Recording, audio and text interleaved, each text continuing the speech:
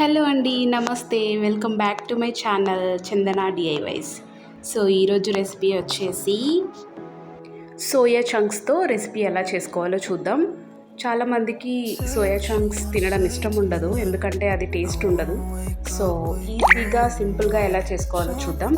ముందుగా గోరువెచ్చని వాటర్లో 1 కప్ సోయా చంక్స్ తీసుకొని నానబెట్టుకోవాలి. అందులోనే కొంచెం సాల్ట్ కూడా యాడ్ చేసుకొని నానబెట్టుకోవాలి.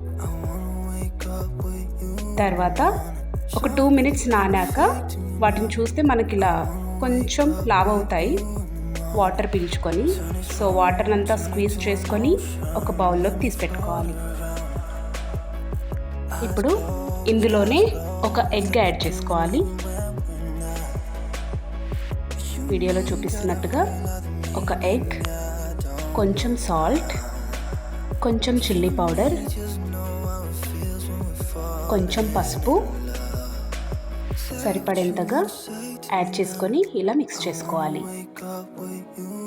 పీసెస్ అన్నీ పట్టేలాగా మిక్స్ చేసుకోండి.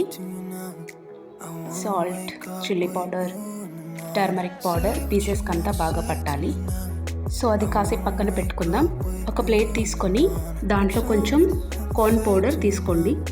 దాంట్లో మనం ఇందాక కలిపి పెట్టుకున్న సోయా చంక్స్ని ఇలా ఒక లేయర్లా ఫామ్ అయ్యేలాగా కార్న్ పౌడర్తో మిక్స్ చేసుకోవాలి. తర్వాత స్టవ్ ఆన్ చేసుకొని ఒక కడాయి పెట్టుకొని దాంట్లో ఆయిల్ వేసుకొని, ఆయిల్ బాగా కాగాక మనం కలిపి పెట్టుకున్న సోయా చంక్స్ని ఆయిల్లో ఫ్రై చేసుకోవాలి. సో బ్రౌన్ కలర్ వచ్చేలాగా ఫ్రై చేసుకొని సర్వ్ చేసుకోవాలి.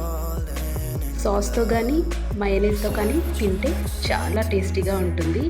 ఇది పిల్లలకి, పెద్దవాళ్ళకి, డైట్లో ఉన్న వాళ్ళకి చాలా హెల్ప్ చేస్తుంది. నచ్చితే లైక్ చేయండి. Thank you for watching.